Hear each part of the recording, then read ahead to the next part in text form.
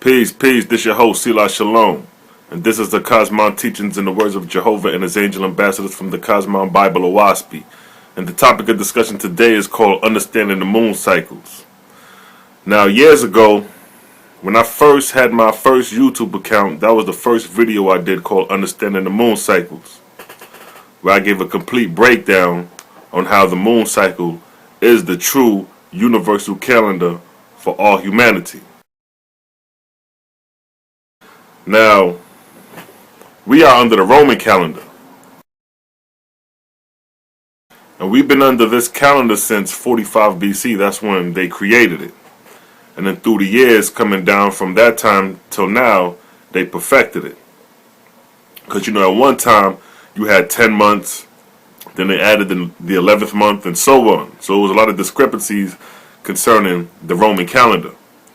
But prior to the Roman calendar, the Babylonians and Egyptians, they were followers of the moon cycle.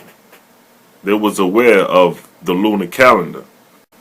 You see, the Babylonians and the Egyptians studied the cosmos.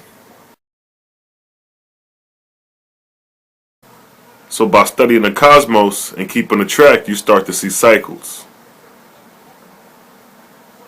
Now, I've been following the moon cycle for some years now.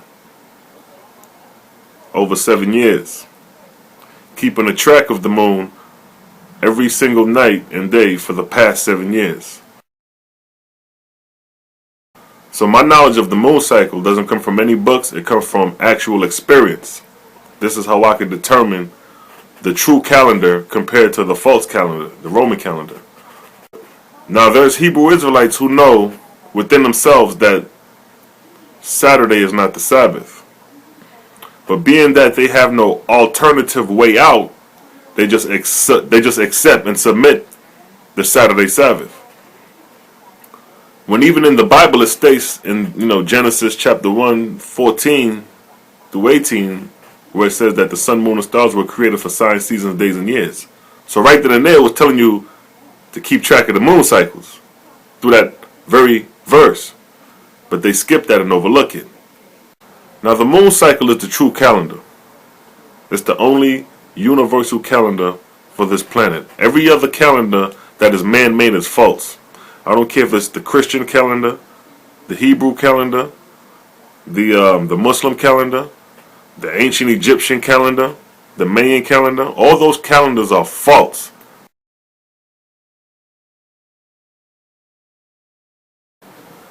The only calendar that is not documented by man and is forever consistent is the moon cycles. So you can't apply the Egyptian calendar to the moon cycles. It's irrelevant. You can't apply the Babylonian, the Hebrew, the Muslim, and even the Roman calendar is off. It doesn't line up with the moon cycles. So once you are aware that the Roman calendar is false, and you know for a fact that it's false, you should start looking up at the moon and keeping track and learn how to identify with the moon cycles. That's the only way you're going to figure out the times, seasons, dates, and years based off the moon cycles. So now, the moon goes through 28 phases where it gives light. And then it spends 1 to 2 nights and days in darkness. So every moon cycle consists of 29 to 30-day cycles. Now, there are 12 moon cycles that make up a year. 3 moon cycles make up a season. So for the season of spring, you have the 1st, 2nd, and 3rd moon cycle. For the season of summer, you have the 4th, 5th, and 6th moon cycle. And for the season of fall, you have the 7th, 8th, 9th moon cycle. And for the season of winter, you have the 10th, 11th, and 12th moon cycle. Now concerning the Sabbath, because that's the main thing that some of the Hebrews, some of the Muslims, but mainly the Hebrew Israelites are concerned with, the Sabbath. Now, if the Sabbath is not based, Now, the Sabbath is not based on Saturday, although that's what they make you believe because of the Roman calendar. But once you attune yourself with the moon calendar, you will see that the Sabbath is every 7 days of the moon. So the Sabbath is the 7th, 14th, 21st, and 28th nights and days of the moon. Those are your 4-quarter Sabbaths in one moon cycle.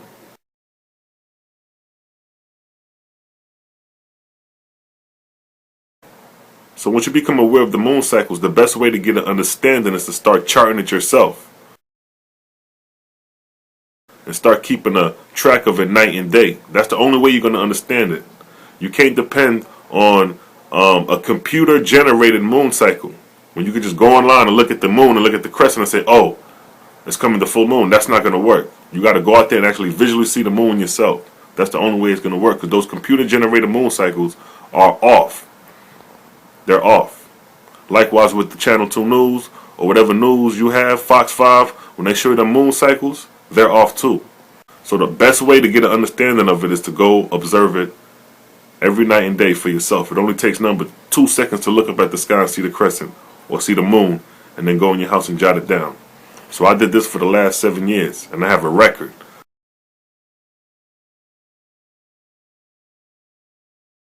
So I'm not just speaking from a philosophy or giving a philosophy. This is actual fact. I took the time out and the dedication to do that. So by doing this, I see cycles repeating itself. I see certain things that you can only get by charting it. It's cracking certain mysteries and codes. Every 3 years, there's a cycle. You know, they got you believing that it's 365 days in a year. But on the moon cycle, the average is 355, 354, 356. But the only way to know that is to keep track of the moon cycles. So what I'm giving you is actual records. My actual records that you see I got laid out on the floor.